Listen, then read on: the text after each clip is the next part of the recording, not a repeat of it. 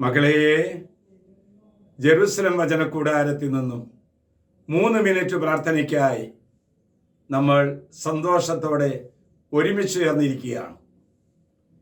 ലോകത്തിൻ്റെ വിവിധങ്ങളായ സ്ഥലങ്ങളിലിരുന്ന് വിവിധ പ്രായക്കാര്, വിവിധങ്ങളായ മേഖലകളിൽ ജോലി ചെയ്യുന്നവർ എന്ന് വേണ്ട എല്ലാ ദൈവജനവും ദൈവവചനം കേൾക്കുവാൻ ദാഹത്തോടെ കാത്തു നിൽക്കുകയാണ്. ദൈവം വചനത്തിലൂടെയാണ് നമ്മിൽ പ്രവർത്തിക്കുന്നത്. നമ്മൾ പ്രാർത്ഥിക്കുന്നു, ദൈവം പ്രവർത്തിക്കുന്നു. ദൈവത്തിൻ്റെ പ്രവൃത്തി ദൈവവചനത്തിലൂടെയാണെന്ന് അവിടുന്ന് കാണിച്ചു തരികയാണ്. ഇന്ന് ദൈവമായ കർത്താവ് നമുക്ക് തരുന്ന വചനം 88-ാം സങ്കീർത്തനം 9-ാമത്തെ തിരുവാക്യം. ദുഃഖം കൊണ്ട് എൻ്റെ കണ്ണുകൾ മങ്ങിപ്പോകുന്നു. കർത്താവെ, ഞാൻ അങ്ങയെ വിളിച്ചപേക്ഷിക്കുന്നു. ഞാൻ അങ്ങയുടെ പക്കലേക്ക് എൻ്റെ കൈകൾ ഉയർത്തുന്നു. ദുഃഖം കൊണ്ട് മനസ്സ് തകർന്നവർ ഒത്തിരി പേര് ഈ പ്രയർ ലൈനിൽ സംബന്ധിച്ചുകൊണ്ട് അഭിഷേകം സ്വീകരിച്ചിട്ടുണ്ട്. പലതും പ്രതീക്ഷിക്കുന്നു. പ്രതീക്ഷിച്ചത് ഒന്നും കിട്ടാത്തതിന്റെ പേരിൽ വേദനിച്ച് കരയുന്നവരുണ്ട്.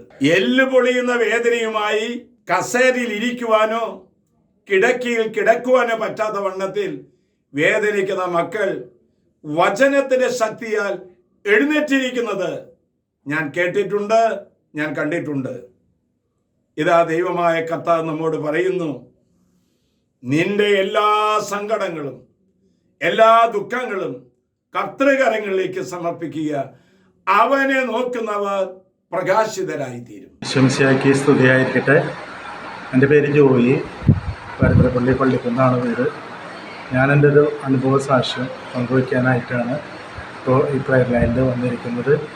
എൻ്റെ മകൻ്റെ കൊച്ചിന് ലൂക്ക ബിനോയ് 3.5 വയസ്സ് ജെറുസലേമിൽ ബൈബിൾ ഗ്രാമിൽ ചേർന്നിട്ടുള്ളതാണ്.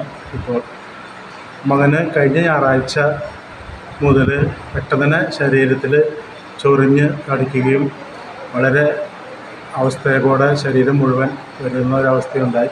അന്ന് ഞങ്ങൾ പട്ടത്തച്ഛനെ കണ്ട് പ്രാർത്ഥിച്ചു. അച്ഛൻ ഒത്തിരി പ്രാർത്ഥിച്ചു. ഞങ്ങൾ പൂർണ്ണമായിട്ട് പ്രയർ ലൈനിൽ വിശ്വസിച്ച് പ്രാർത്ഥിച്ചു. വചനങ്ങളെല്ലാം ഞങ്ങൾ ഏറ്റെടുക്കുകയുണ്ടായി. പൂർണ്ണമായിട്ടുള്ളൊരു സൗഖ്യം, ബുധനാഴ്ച പൂർണ്ണമായിട്ടുള്ളൊരു സൗഖ്യം കുഞ്ഞിന് ഈശോ നൽകുകയുണ്ടായി. ആ ഈശോയ്ക്ക് ഒത്തിരി ഞങ്ങൾ നന്ദി പറയുന്നു.